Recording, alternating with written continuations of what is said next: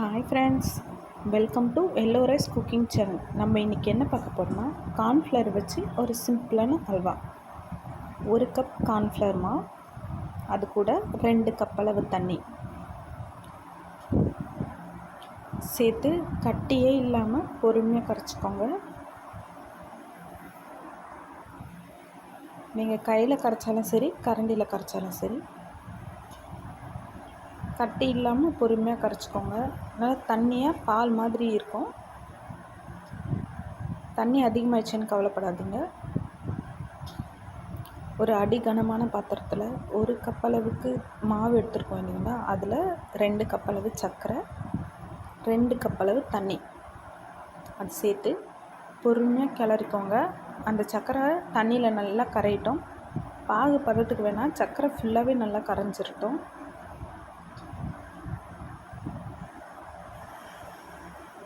அதை பொறுமையாக கிண்டி விடுங்க.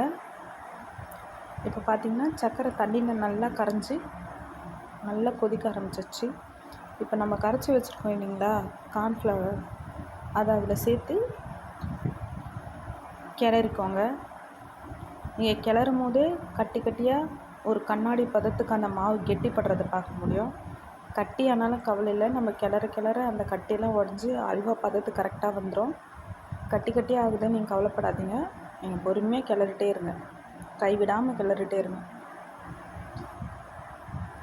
இப்போ அந்த கார்ன்ஃப்ளவர் மாவு கொஞ்சம் கொஞ்சமாக கட்டி ஆகுது, அப்படியே கெட்டிப்படுது. இப்போ பார்த்திங்கன்னா நல்லா முழுசாக கண்ணாடி பதத்துக்கு வந்துச்சு.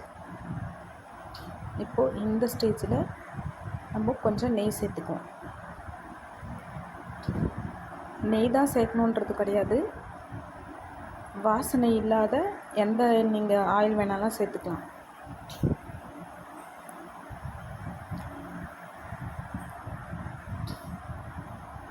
இப்போ பார்த்திங்கன்னா அந்த நெய் பொறுமையாக கரைஞ்சிட்டே இருக்குது. பொறுமையாக கிளறி விட்டுட்டே இருங்க.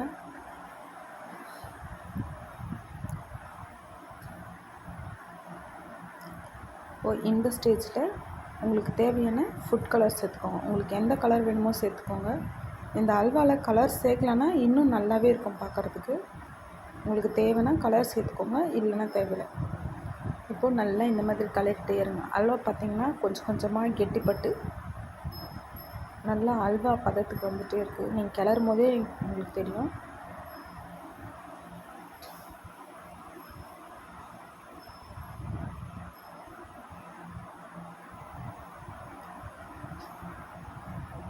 பொறுமையாக அப்படியே கிளறிட்டே இருங்க.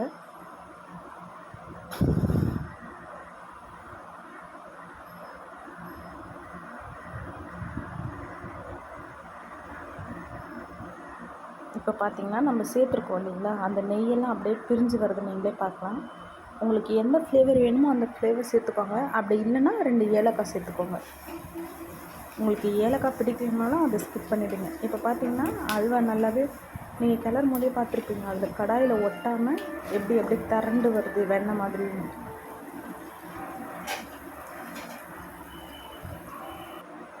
அல்வா நல்லா பக்குவத்துக்கு வந்தாச்சு. உங்களுக்கு நல்லா அப்படியே ஜவ்வு மிட்டாய் மாதிரி வரணுன்னா இன்னும் கூட ஒரு 10 நிமிஷம் அடுப்பில் வச்சு நெய்யை இன்னும் 2-3 ஸ்பூன் விட்டு நல்லா கிளறிட்டே இருந்திங்கன்னா ஜவ்வு மிட்டாய் மாதிரி வரும். இப்போ பார்த்திங்கன்னா அது ரெடி ஆகிட்டே இருக்கும்போது அண்ணனும் தங்கச்சி இப்போ டேஸ்ட் பார்க்குறாங்க. அவங்களுக்கு இது தாங்க வேலை, அது ரெடி ஆகிட்டு இருக்கும்போது டேஸ்ட் பார்ப்பாங்க. இப்போ பார்த்திங்கன்னா அல்வா நல்ல பதத்துக்கு வந்துகிட்டே இருக்குது.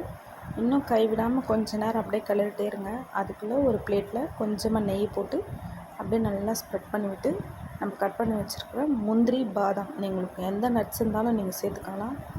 இப்போ பார்த்திங்கன்னா கிளறும் போது அந்த அல்வா எப்படி வருதுன்னு உங்களுக்கே தெரியும். நம்மளோட அல்வா பதத்துக்கு வந்தாச்சு. இந்த டைமில் நம்ம தட்டில் நெய் தடவி வச்சுருக்கோம் இல்லைங்களா, அதில் அப்படியே அந்த தட்டில் மாற்றிட்டு அது கூடவே இருக்கிற நட்ஸையும் அது கூட சேர்த்து பரிமாற வேண்டியதான். அப்புறம் என்னங்க, நம்ம சேனலை பிடிச்சிருந்தால் லைக் பண்ணுங்கள், ஷேர் பண்ணுங்கள், சப்ஸ்கிரைப் பண்ணுங்கள். தேங்க்யூ.